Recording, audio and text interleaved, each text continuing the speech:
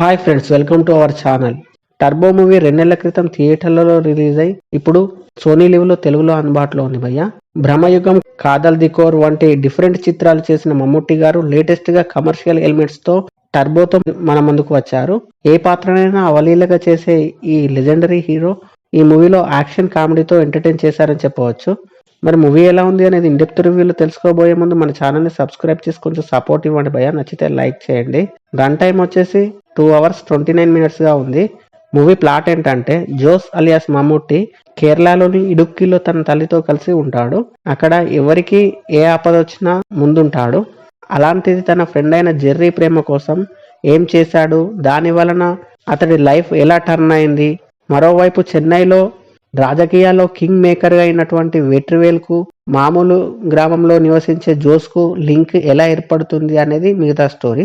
Movie చూసాక నాకైతే పర్వాలేదు, ఒకసారి చూడొచ్చు అనిపించింది భయ్య. ముఖ్యంగా మమ్ముట్టి గారు ఇటు కామెడీతోనూ అటు యాక్షన్తోనూ ఆకట్టుకున్నారని చెప్పొచ్చు. ఈ మూవీలో స్టోరీ తెలిసిందే అయినప్పటికీ స్క్రీన్ ప్లే ఇంట్రెస్టింగ్ గా సాగుతుంది.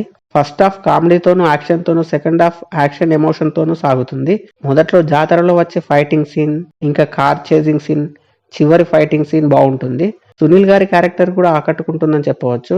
ముఖ్యంగా క్లైమాక్స్ లో వచ్చే ట్విస్ట్ అండ్ యాక్షన్ సీన్ బాగుంటుంది.